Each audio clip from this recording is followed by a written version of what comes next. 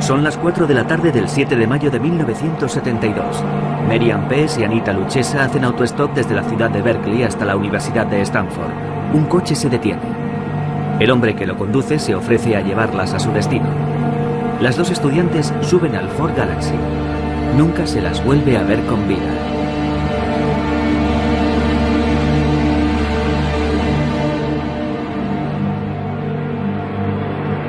Más tarde, el 14 de septiembre del mismo año, una joven de 15 años llamada Aiko Koo desaparece en las mismas circunstancias mientras hace autostop para acudir a una clase de baile en San Francisco.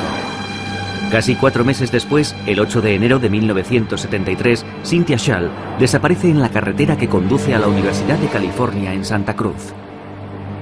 Un mes más tarde, el 5 de febrero, en la misma carretera, Rosalind Thorpe y Alice Liu desaparecen. En un lapso de 6 meses, Edmund Kempa, el ogro de Santa Cruz, golpea 6 veces.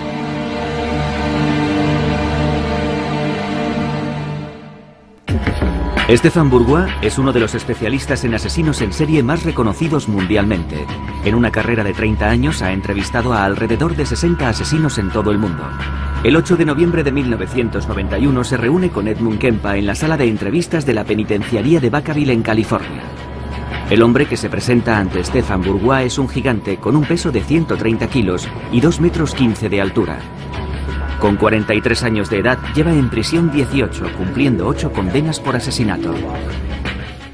Sobre todo con las primeras 2 chicas que asesiné. Cuando maté a la primera me encontraba en estado de shock. Lo hice todo al revés, considerando que mi objetivo era que no me pillasen. Fui torpe. Cuando metí el cuerpo en el maletero tenía las manos llenas de sangre y me dije, Dios mío, lo he hecho, no me lo puedo creer, lo he hecho. Ahora tengo que matar a la otra. Enseguida se muestra confiado con Stefan y relata despreocupadamente los horrores que cometió, que por desgracia no eran los primeros. Edmund Emil Kempa III nació en 1948 en Burbank, una ciudad del extrarradio en expansión de Los Ángeles. 9 años después, sus padres ponen fin a una tormentosa relación y su madre decide abandonar California para trasladarse a Montana con sus 3 hijos.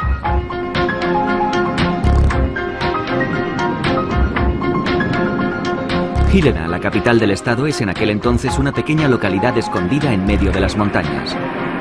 La familia Kempa se muda a una modesta vivienda cerca del lago que linda con la localidad.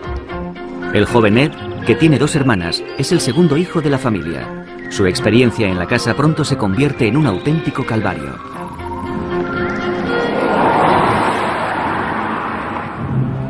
Su madre, Clarnell, con una impresionante estatura, hace gala de una estricta disciplina. Dirige todo el odio que siente por su exmarido hacia la única presencia masculina en la casa. Las hermanas de Edmund, que también lo maltratan, tienen su propia habitación. Ed debe contentarse con una cama improvisada en el sótano. Mi madre y mis hermanas se iban a dormir arriba, donde yo dormía antes, arriba. Yo tenía que bajar al sótano.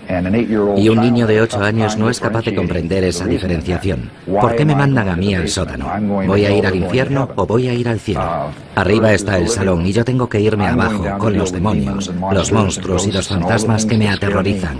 Pero ellas no. Harold Cartwright es abogado. Designado por el tribunal durante el juicio de Kempa, fue investigador de la defensa.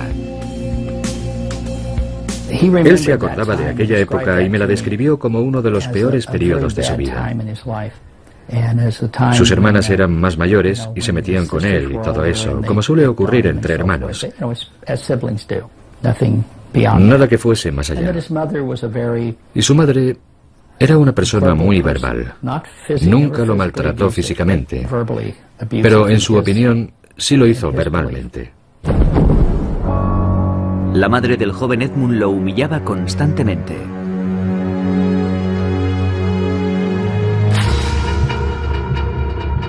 Es en esa época cuando tiene lugar un episodio en la infancia de Kempa que los especialistas analizarán más tarde. Yo tenía una pistola de juguete. Era toda metálica. del calibre 5,5. Era una pistola muy elegante, la había comprado en Nueva York. Estuve allí un verano en casa de mi primo, y cuando volví, mi hermana estaba celosa, mi hermana mayor. Odiaba aquella pistola porque se interpuso entre nosotros dos. Era algo que yo tenía y ella no. Aquel viaje a ella le habría gustado hacerlo, pero no lo hizo, lo hice yo. Poco después de regresar del viaje empezó a discutir conmigo por una absoluta nimiedad. Se puso furiosa, cogió la pistola y yo le dije, no la tires. Y me la lanzó a mí, con mucha fuerza. Golpeó el suelo y mi dedo. Y me hizo mucho daño. Pero la pistola se rompió, el mecanismo interior. Ya no volvió a funcionar. Así que me fui a su habitación, cogí una muñeca Barbie, una muñeca muy bonita que tenía, la muñeca Barbie. Todas las niñas tienen una, ¿verdad? Tenía unas tijeras, una máquina de coser. Cogí las tijeras, le arranqué la cabeza a la muñeca y me dije, volverá a colocársela de nuevo. Es como si no le hubiese hecho nada. Así que cogí las tijeras y le corté las manos y le dije, toma, ahora tú tienes un juguete roto y yo tengo otro juguete roto. Aquella fue mi respuesta. Solía entretenerse con juegos muy morbosos con sus hermanas. Jugaba con sus hermanas a la silla eléctrica, atándolas a un sillón, o al juego de la cámara de gas.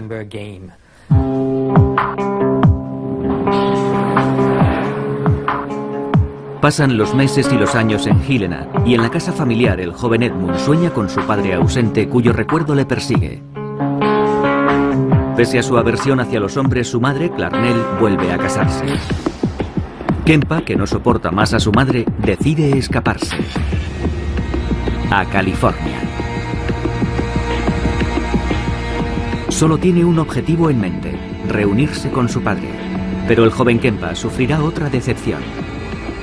Para empezar, yo no fui allí, me dejaron allí.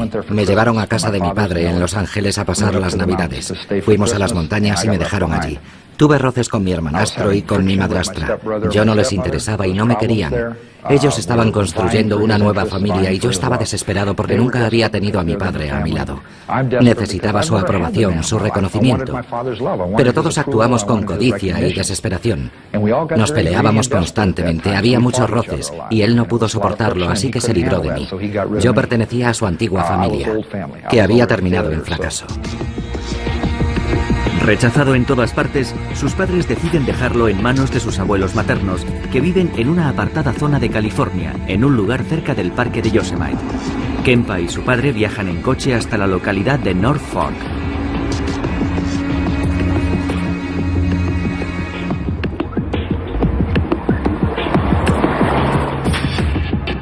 Es en esta casa donde Edmund Kempa permanecerá varios meses y cometerá por primera vez un acto irreparable. En la época en que cometió el crimen, Richard Verbrugge era inspector de policía especializado en casos criminales. Años después formará parte de la brigada policial que detiene a Kempa. Su abuela era una mujer muy fuerte. Se había enfadado mucho con su madre. Perdón, con su abuela, porque ella realizaba tareas que Edmund consideraba que debería hacer él, mientras que a él le asignaban trabajos, en su opinión, más propios de una mujer. Nunca me dejaba salir por mi cuenta, nunca me dejaba salir de la propiedad. Empecé a desarrollar fantasías contra ella, la idea de asesinarla. Ya en aquella época tenía fantasías de decapitación. Esas fantasías ya estaban en mi cabeza. Así que un día mató a su abuela, y cuando el abuelo regresó, sabía que tendría problemas por lo que había hecho, así que mató también a su abuelo. Tras matar a sus abuelos, Ed Kempa llama a su madre para contarle lo que ha hecho. Al no haber cumplido aún los 15 años y por tanto siendo menor, Kempa no es encarcelado, sino internado en el Hospital Psiquiátrico de Atascadero, California, el 6 de diciembre de 1964, donde permanece durante más de 5 años. Entonces, ni los médicos ni las autoridades detectan ningún signo que indique que se trata de un asesino que terminará reincidiendo más tarde o más temprano.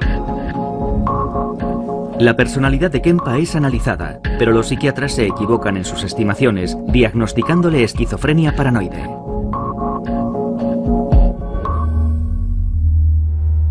La costa opuesta de los Estados Unidos, Eustis, Florida, una ciudad situada al norte de Orlando. Es 25 de noviembre de 1996.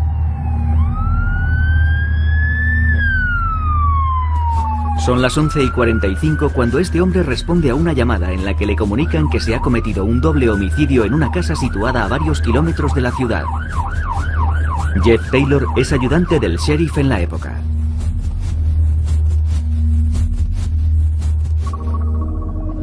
Por la línea de comunicación de la oficina del sheriff, la línea 911, recibimos una llamada de emergencia, comunicándonos que una niña había encontrado a sus padres muertos en su vivienda.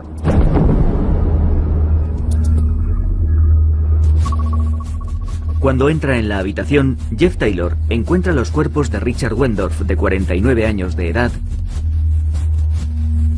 y de su mujer, Ruth, de 53 años. Comprueba que los dos han sido salvajemente asesinados. Sus rostros están totalmente desfigurados. 3 días después, el Día de Acción de Gracias, el 28 de noviembre, un joven de 16 años, Roderick Jackson Ferrell, es detenido en Baton Rouge, Luisiana, e interrogado al día siguiente por la policía. El joven Roderick Ferrell describe con pasmosa y desconcertante tranquilidad el doble asesinato que cometió 3 días antes. Tenía la palanca en la mano por si se abalanzara sobre mí, golpearle con todas mis fuerzas. Y lo que ocurrió fue que dio media vuelta e intentó levantarse del sofá, así que empecé a golpearle. Y no paré porque seguía respirando, así que seguí golpeándolo, golpeándolo, golpeándolo y sintiendo placer mientras lo hacía. ¿Estaba sentado o tumbado mientras eso sucedía? No, tumbado porque estaba inconsciente. ¿Estaba tumbado en el sofá? Se dio media vuelta y cuando intentó levantarse, ¡pum!, le golpeé en la sien. Le dejé seco. Y como estaba inconsciente, pensé, ahora o nunca, porque si se levanta me va a matar. Así que le golpeé hasta que murió y entonces... ¿Le golpeaste en algún otro lugar con la palanca o solo en la cabeza? Le golpeé una vez en el pecho porque no dejaba de respirar, así que le golpeé en el corazón. ¿En el corazón? Cogí la palanca y ¡pum! ¿Para acabar de una vez? La cabeza del señor Wendorf parecía una hamburguesa cruda porque tenía la cabeza y el cráneo completamente destrozados. Richard Wendorf está durmiendo en el sofá del salón cuando Ferrell le golpea 40 veces en el rostro con una palanca. Luego se dirige a la cocina y se encuentra con su mujer, que al comprender que va a agredirla, le arroja una taza de café a la cara antes de atacarle con todas sus fuerzas. Estaba en la cocina y me tiró el café. Me puso perdido. Luego me clavó las uñas en la cara y me agarró la muñeca. Entonces cogí la palanca y empecé a golpearla en la parte posterior del cráneo. ¿Ella intentó huir en aquel momento? Ella se agarraba a mí. Me había clavado las uñas en la cara y no pensaba parar de golpearla hasta que me soltase. ¿Y dónde la golpeaste primero? ¿En la parte posterior de la cabeza o en la cara? La golpeé una vez aquí y luego en la parte posterior del cráneo y le hice el agujero grande que se ve en las fotos. No las he visto. Continúa. Bueno, el caso es que el café apestaba y me enfadé. Así que le di una patada. La derribé y empecé a golpearla hasta que dejó de respirar. El vampiro de Kentucky, como ha sido apodado por los medios, fue condenado a la silla eléctrica el 27 de febrero de 1998 y tras 3 años de espera en el corredor de la muerte, se conmutó su sentencia a cadena perpetua debido a su edad en el momento en que sucedieron los hechos. Como ocurrió con Edmund Kempa y como sucede con la mayoría de los asesinos en serie, es con toda seguridad un suceso acontecido durante la infancia de Ferrell lo que configurará más tarde la personalidad de un asesino, el comienzo de su desviación. Su madre, Sondra Gibson, tenía 17 años cuando nació Roderick. Era inmadura e inestable. Su padre se esfumó 3 semanas después de su nacimiento. Su padre se marchó cuando tenía 3 semanas de edad. En aquel momento nos separamos. Prácticamente no tuvo relación con su padre, Rick. Vino a verle 2 o 3 veces y eso fue todo. 2 o 3 veces? ¿Durante cuántos? En toda su vida. El joven Rod es, en consecuencia, educado por sus abuelos. Un matrimonio muy religioso, pero también, como van a comprobar a continuación, totalmente depravado. Habla usted de celebraciones de misas negras. ¿Puede hablarnos del nombre de ese grupo y de qué ocurría? ¿Cuáles son sus recuerdos de aquello? ¿Qué hacían? En lo que se refiere a las misas negras, Existen dos tipos que yo sepa. Uno de ellos, por supuesto, pertenece a la iglesia satánica, Anton LaVey, etc. Y el otro es un grupo menos organizado. No tiene un nombre propiamente dicho que se conozca por ahí. Pero las prácticas de ambos cultos son absolutamente diferentes. En mi opinión, la iglesia de Anton LaVey se parece más a los cristianos modernos. No se hacen sacrificios. Es una religión más dogmática que de fe. Mientras que la otra misa negra es más puritana. Cree en las viejas tradiciones, los sacrificios, rituales sangrientos y ese tipo de cosas. ¿Le hicieron participar en aquellos rituales? Participé en un par de ellos, en los que básicamente se celebró lo que ellos llaman el ritual del guardián, al que llevan a los niños o niñas pequeños y les hacen participar en complicados rituales arcanos, o cantos, mantras y cosas por el estilo, así como sacrificios de sangre que representan la concepción, que es la sangre de Cristo, etc., con el objeto de educarlos, creándoles un vínculo muy fuerte con el grupo, para que cuando maduren se conviertan en guardianes de ese grupo. Y yo fui al menos a 2 rituales de esos. ¿Y qué edad tenía entonces? Debía tener 6 años. 6. No solo introducen a Ferrell en rituales ocultistas, también le obligan a enfrentarse literalmente al horror. Es violado en 2 ocasiones por uno de los miembros de la secta. El joven Ferrell pasa su adolescencia entre Eustis, en Florida, y Kentucky, el estado donde nació. Es en ese periodo donde su comportamiento empeora. Introduce a sus compañeros de instituto en el vampirismo con el fin de dominarlos y manipularlos. Empieza a desarrollar también toda suerte de técnicas para dominar a las personas que se encuentran en su entorno más cercano. ¿Cómo se las arregló para tener una influencia tan grande en su grupo? Básicamente, me encantaba la psicología. Solía ir a la biblioteca de la universidad a estudiar psicología. A veces asistía a las conferencias que se daban allí. Intentaba comprender mejor la mente humana. He empleado diferentes técnicas que supongo podrían considerarse técnicas de lavado de cerebro o de alteración mental. Dietas bajas en proteínas, mantras, depravaciones sensoriales, cosas así. Mi principal objetivo era penetrar en su psique de forma que me viesen como una deidad. Ya nada pudo detener a Ferrell en su búsqueda de la dominación y la violencia hasta el día en que decidió asesinar al matrimonio Wendorf.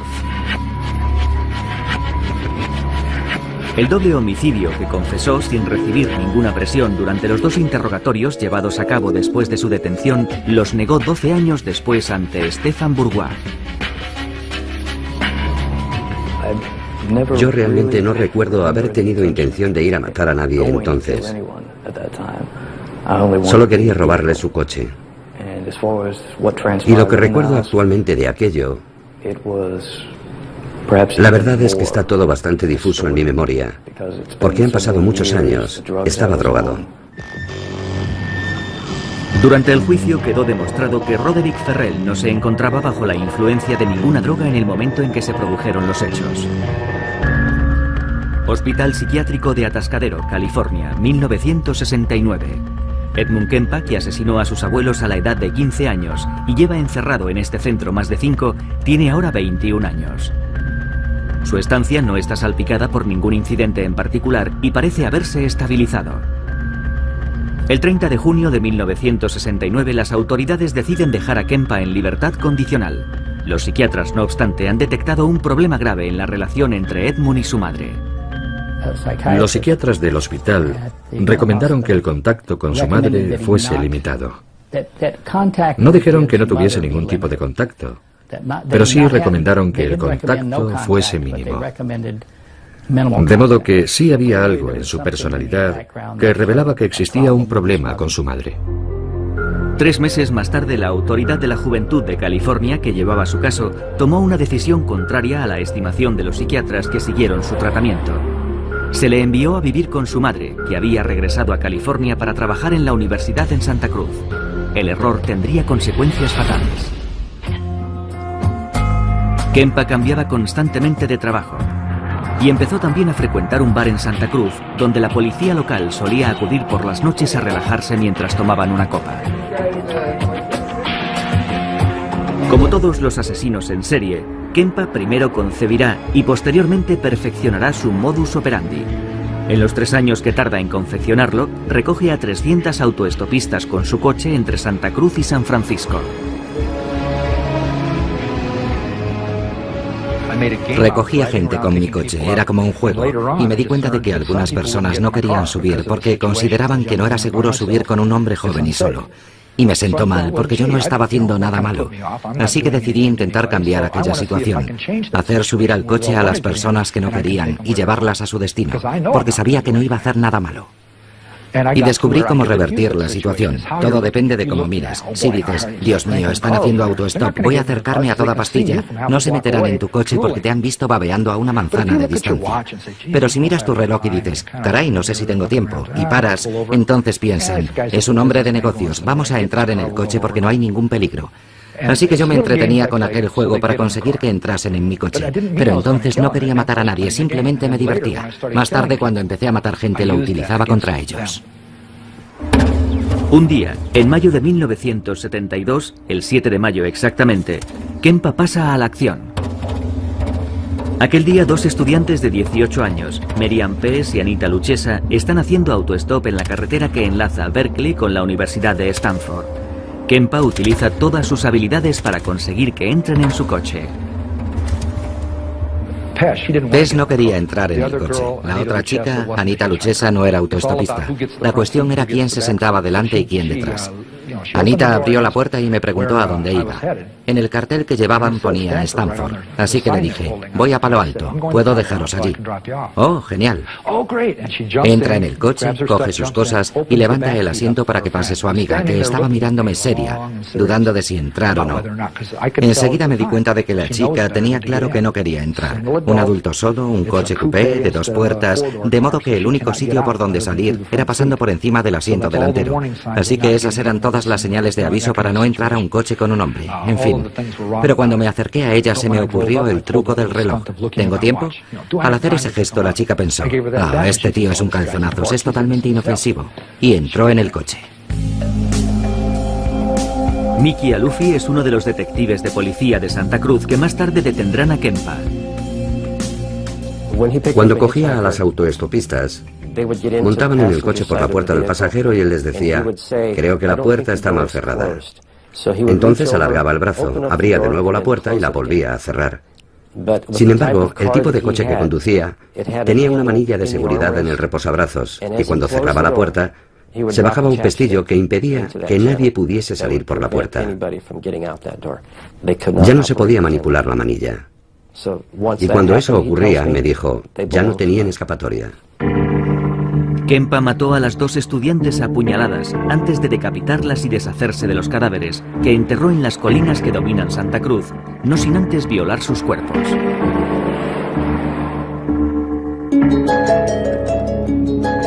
Entre mayo del 72 y febrero del 73, Kempa se dedica a recorrer la carretera que une las ciudades de Santa Cruz y San Francisco. Mata a 4 estudiantes más utilizando el mismo modus operandi. Las recoge mientras hacen autostop, las decapita después de asesinarlas y viola sus cuerpos. Seguidamente las descuartiza y dispersa los restos con el propósito de despistar a la policía.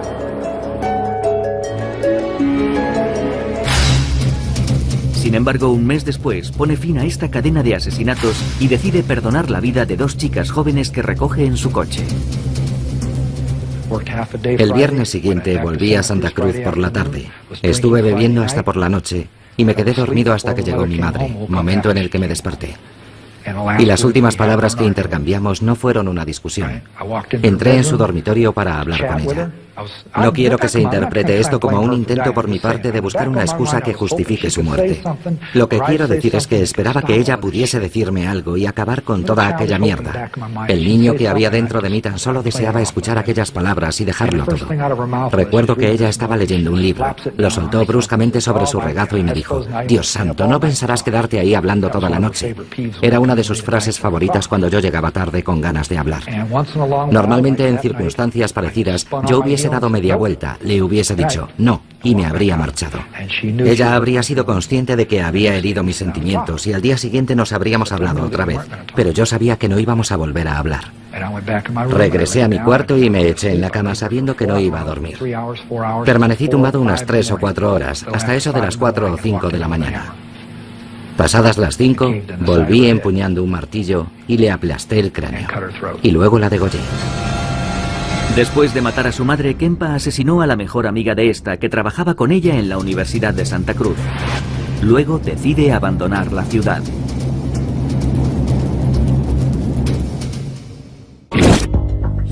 Es el peor asesino en serie al que he entrevistado. Te miraba a los ojos y sabías que quería matarte. Cuando sonreía, veías la muerte en sus ojos. Era una mezcla, una horrible mezcolanza de todo tipo de desviaciones. Era cruel e inhumano, un personaje frío y calculador.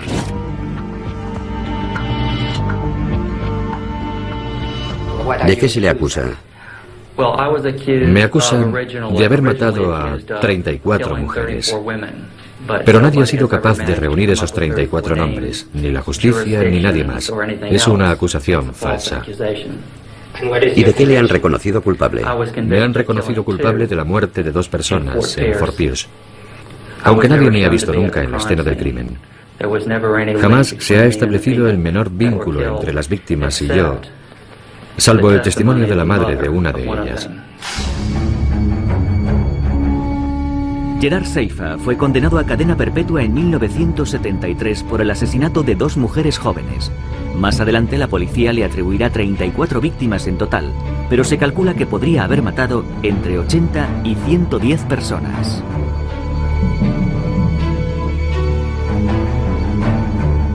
En 1972, Robert Crowder ya era sheriff del condado de Martin en Florida.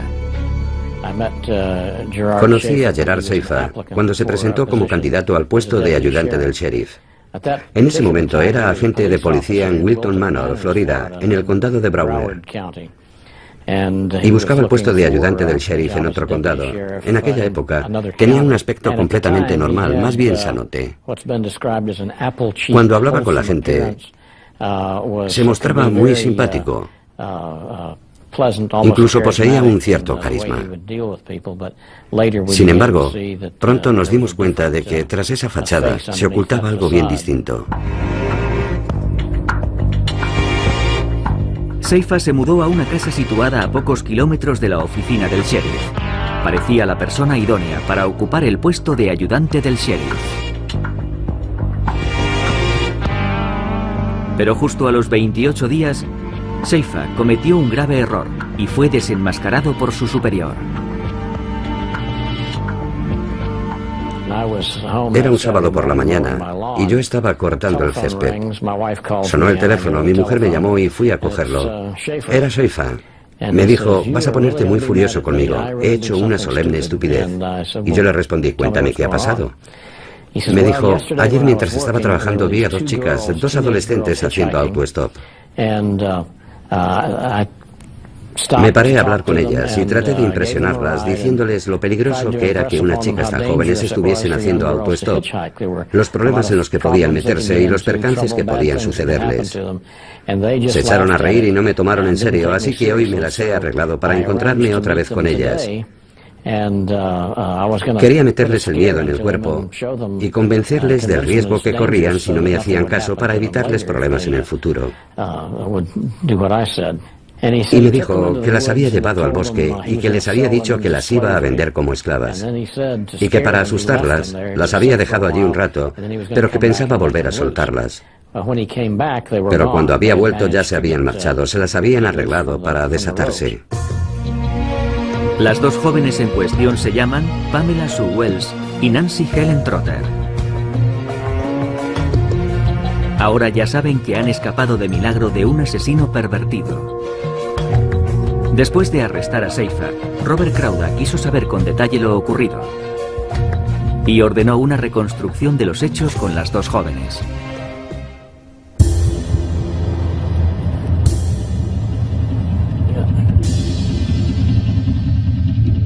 Lo que descubre le deja completamente helado.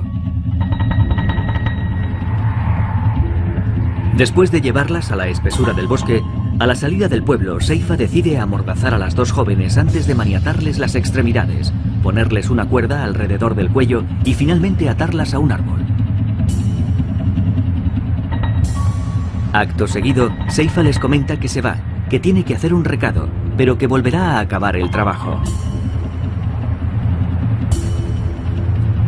Les comunica que las va a matar, pero que antes las torturará. Sin embargo, durante su ausencia, las dos jóvenes consiguen soltarse y huir. Las dos jóvenes le contaron un poco más o menos la misma versión que me había contado Seifa. Le habían visto el día anterior y volvieron a coincidir con él al día siguiente, pero luego me dijeron que las había pellizcado en el culo y que les había tocado otras partes. Ya no recuerdo con exactitud todo lo que me describieron, y que empezaron a sentirse aterrorizadas cuando las ató al árbol y las dejó allí colgadas. Seifa es entonces detenido por su superior. A renglón seguido aparece un nuevo elemento que servirá para desenmascararlo definitivamente. Casi al mismo tiempo se descubren dos cuerpos en los alrededores de Vero Beach, en Fort Pierce para ser exactos. Robert Stone es el fiscal en el proceso que se abre contra Seifa en octubre de 1973.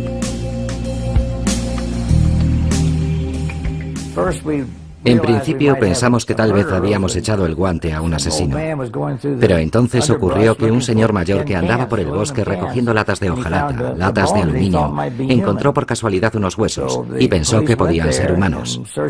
La policía fue allí, peinó el lugar y encontró los restos de dos personas, dos seres humanos. Encontraron las calaveras y dientes esparcidos.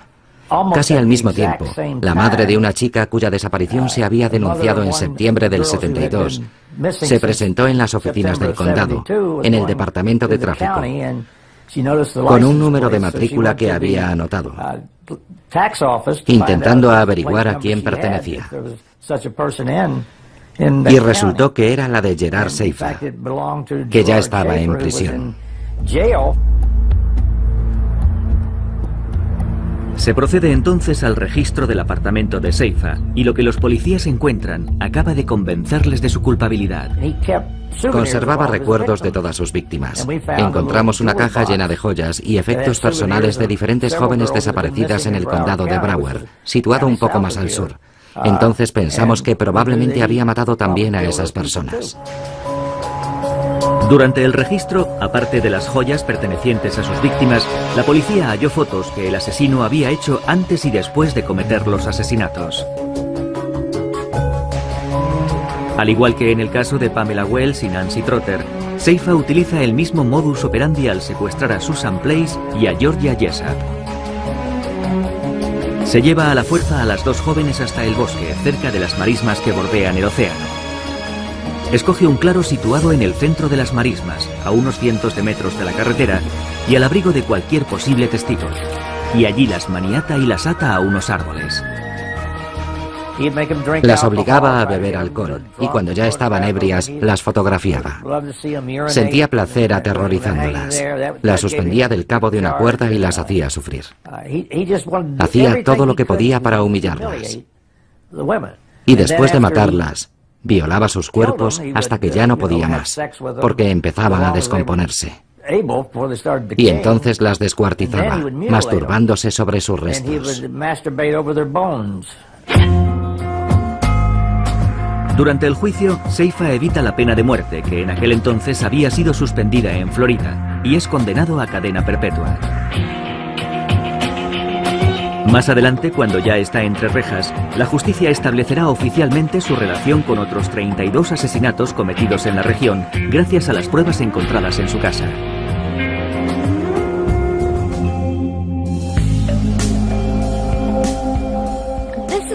Esta es la casa en la que vivía Gerard Seifa cuando yo lo conocí en 1964. Sondra London conoce bien a Gerard Seifa. Salió con él durante un año. Luego le pierde de vista y reanuda el contacto con él 10 años más tarde al enterarse de sus crímenes. Siempre contaba dos historias. La primera era: soy el asesino en serie de mujeres más grande del siglo. La segunda era, soy inocente. Jamás he matado a nadie. Soy un honrado policía. Y recuerdo un momento memorable. Esta frase me la dijo muy lentamente. Me miró a los ojos y me dijo, tú no lo puedes comprender porque no eres un asesino en serie. Cuando le declararon culpable de los 2 asesinatos, Robert Stone estableció su relación con los 34 asesinatos o desapariciones de mujeres hasta entonces sin resolver. Hablando con Seifa de esos otros casos, sugirió... Bueno, no lo sugirió. Escribió de su puño y letra en una carta que el número de sus crímenes oscilaba entre 80 y 110. Y él me comentaba muchas veces, es verdaderamente horripilante, pero decía, ¿cómo definir un asesinato? Si tienes a una víctima y ésta se ahoga en su propio vómito, ¿se trata de un asesinato? Si matas a una mujer embarazada, ¿son 2 asesinatos o solo 1? Y hacía la cuenta de sus crímenes, basándose en ese tipo de reflexiones.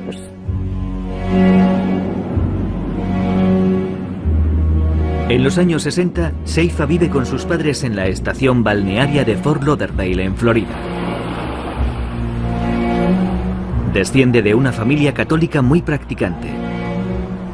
Siendo niño, Seifa empieza a detestar a su padre, que ha comenzado a serle infiel a su esposa, mientras que él mantiene una relación íntima con su madre. Se le permitía dormir en la cama de su madre, o mejor dicho, durmió en la cama de su madre hasta los 16 años. Cuando Stefan Bourgois le conoce en noviembre de 1991, Gerard Seifa lleva en la cárcel 18 años. Jamás ha confesado oficialmente sus crímenes. Desvelando a veces anécdotas sobre algunas de las desapariciones de mujeres jóvenes, se divierte jugando al ratón y al gato con la justicia cuando intentan arrancarle una confesión. Stefan utiliza entonces un método sinuoso para hacer que hable. Cuando interrogo a Gerard Seifa y él continúa en su postura inamovible reclamando su inocencia, decido adoptar una nueva estrategia que consiste en hacerle hablar de los asesinos en serie que son sus vecinos de celda y especialmente del más célebre de todos ellos, Ted Bundy, que espera ser ejecutado en el corredor de la muerte de Florida. De modo que le hago las preguntas seleccionando aquellos rituales personales y modos operativos de los crímenes de Ted Bundy que yo sé que coinciden con los suyos propios. Y entonces podrán constatar cómo efectivamente Seifa, entre líneas, me confiesa sus crímenes. ¿Reproducía él invariablemente sus crímenes? Bueno, yo no diría invariablemente. Me dijo que había seguido mi caso en las revistas de detectives y que había matado a 2 chicas en Washington para copiar los métodos, por así decirlo, que yo había empleado en los crímenes de Place y Jessup.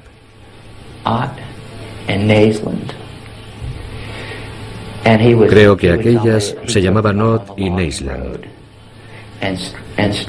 Me dijo que las había llevado por un camino forestal y las había estrangulado, que había violado sus cuerpos, que había vuelto y las había violado una vez más, y que las había decapitado, como una especie de homenaje. Y yo pensé, sois unos cabrones por escribir algo así. Mirad a este tipo, que ha leído y se ha creído todas vuestras estupideces, cuando yo no he admitido absolutamente nada. Y encima se vanagloria de ello.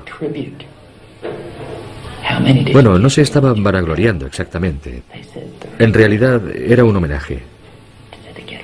¿Cuántas has matado en realidad, Gerard? Dicen que 34. ¿Son todas las que mataste o tienes algunas enterradas en tumbas privadas? Entonces le dije, Ted, soy el mejor. ¿Qué se le puede contestar a alguien así? ¿Qué puedes decirle? No podía darle una respuesta racional. Porque si le decías, Ted, son todo mentiras, él decía, no, no, lo sé. Y lo sabía. porque él lo había vivido, y yo no lo había vivido, excepto por lo que se había escrito de mí. Y él lo había hecho basándose en la información que había leído. Así que se había cargado a 36. Quería ser el mejor. Le obsesionaba que hubiesen dicho que yo había matado a 34. Pero tenía miedo de que hubiesen sido más de las que él sabía. De manera que estaba siempre intentando que yo le sacase de dudas, diciendo, no, solo he matado a 34. Pero yo nunca se lo decía. Me había dado cuenta de que estaba completamente obsesionado por la cifra. Y yo, para pincharle, me volvía hacia él y le decía, soy el mejor, Ted. Van a electrocutarte y yo estaré aquí. Y seré el mejor, tal y como dicen. El número 1. El señor Stone tiene razón. El mejor de todos. Y tú no eres nadie. Eso le volvía loco. No es posible, decía. Entonces le enseñaba la portada del Palm Beach Post y le decía, lee esto. Soy una figura de culto. En primera página. De culto. Soy una figura de culto. No es posible. No puede ser. Aquello le corroía. Como todos los asesinos en serie, Gerard Seifa seleccionaba sistemáticamente a víctimas más débiles que él, mujeres jóvenes más fáciles de atrapar. El 3 de diciembre de 1995, Seifa es asesinado por otro recluso que le asesta 40 puñaladas.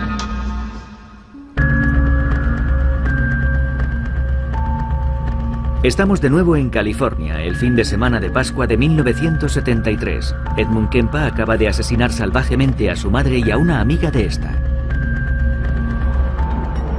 Sintiéndose acorralado y asustado, Kempa decide emprender la huida. Sale de California y conduce día y noche tomando pastillas para mantenerse despierto.